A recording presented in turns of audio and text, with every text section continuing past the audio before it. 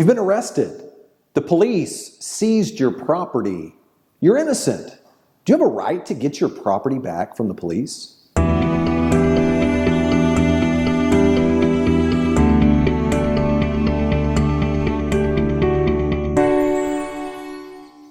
Hi, I'm Jeff Hampton with the Hampton Law Firm. Welcome to our YouTube channel. Today I want to talk about that. What if you or a loved one was actually arrested wrongfully, they seized your evidence, and now you want it back?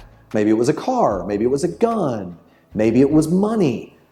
Can you get it back, and what can your attorney do about it? And by the way, if you wait around to the end of this video, the free ebook I want to provide you is what to do if you have been charged with a crime in Texas. I'll make that available to you at the very end of this video, okay? So let's talk about this. I get this question probably at least once a week. I see this a lot with DWI cases where someone's driving and driving down the road, and maybe they have a concealed carry license in Texas. So they have a right to have a gun in the car, right? They carry it with them. But the problem is if they end up getting arrested for a DWI case, now all of a sudden they get an unlawful carrying of a weapon case because you're not allowed to carry a weapon and be intoxicated. It ends up violating the law. So in that situation, I get a lot of people call and ask me, can I get my gun back? Well, the answer to that is it depends. It really depends. There's no yes or no for sure answer on that. One of the questions we want to look at first, right, I want to tell you this right out of the gate. You do not have a right to get your property back until the case is disposed of, particularly if the police seized that evidence and it's labeled as some type of evidence in the case. The police, literally the district attorney's office and the police department have a right to hold evidence they believe is tied to a particular criminal case. So many times you must wait until that criminal case is resolved before you can bring some type of petition before the judge, okay? Now let's assume for a second you are innocent and your case was dismissed.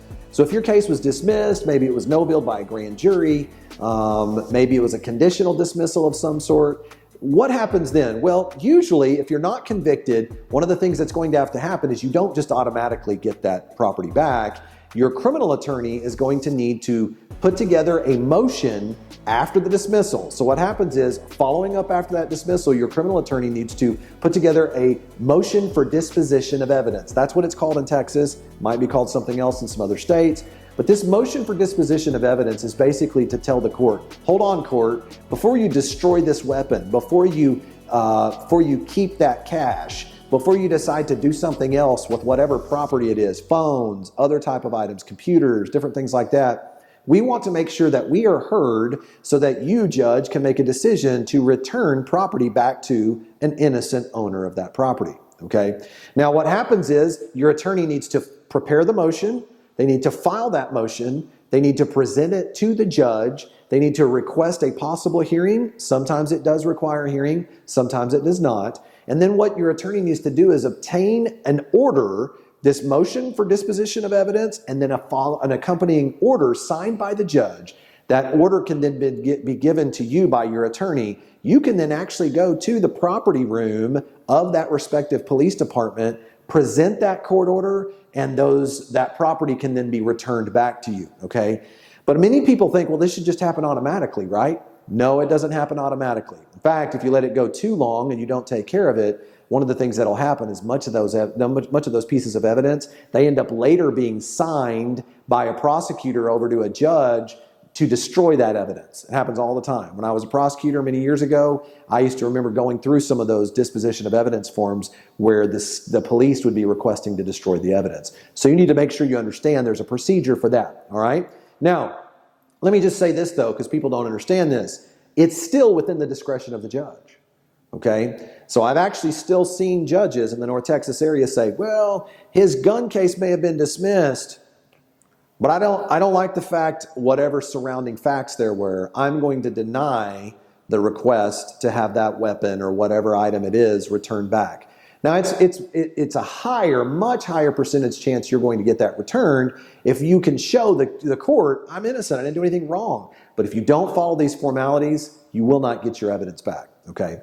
Now, unless, and here's the big caveat, unless you missed out and you were served with a forfeiture notice, okay? Now, under the law, the state can actually bring a forfeiture proceeding against you if they believe the actual evidence or the actual property was used as an instrumentality of the crime, they can look to actually seize that evidence and bring a forfeiture proceeding to sell it at auction and keep the money for the state.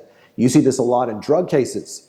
You see where there's a lot of drug cases out there where somebody's driving a $60,000, $100,000 car. They'll seize the car. They'll claim that that car was used as instrumentality in the crime because they were doing drug dealing as a result of that. Or the same thing, if a weapon was used as an instrumentality in the crime, they'll seize that. And it's usually, they're not bringing forfeiture proceedings against guns. They're bringing forfeiture proceedings against cars, against homes, against cash, right? They're trying to keep items that are of large amounts of value. You must understand, if you are served with a forfeiture proceeding, that is a civil lawsuit that's being brought against you. You have 20 days after the date of service to respond to that. If you do not respond appropriately, there will be a default judgment against you in civil court, and now you will not have no right to have those items back, even if you are subsequently found not guilty, even if you're innocent. So there are many different defenses that you can use. You can actually hire an attorney to, sometimes it may be that the property was not the person that was arrested. Maybe it was the mother's. Maybe it was an innocent owner that had their property in the car or in the home. There can be an innocent owner defense that's brought up where many times that property can be returned back to that owner. So the point of the matter is, understand if you're served with civil paperwork, that's a civil lawsuit that you need to respond to, okay? Now, what if you're convicted? What if you end up being convicted of the crime?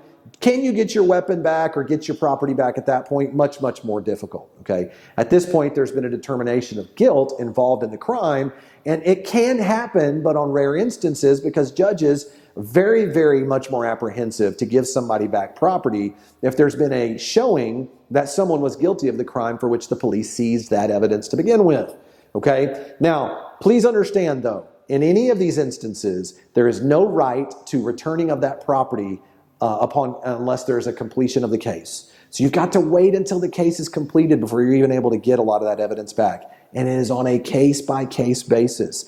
But it's important. I hope this video helped you. The main purpose of this video is to let you know there are instances when you can get your property back, but you got to know the rules. You got to know the framework, and you got to know the guide on how to do that. So if you are facing a criminal charge in the North Texas area, I want to invite you to contact the number above here at the Hampton Law Firm. We'll be happy to provide you a free case analysis and a consultation. And I hope this video was helpful. I promised you that free ebook, What to Do If You've Been Charged with a Crime in Texas. Click down into the email section or down to the text section of the video. You'll see at the very bottom, there's a link there that will take you to that ebook. And I hope you find that to be helpful. And if you like this video, subscribe, like this video. We look forward to showing you more great content just like this. We'll see you next time.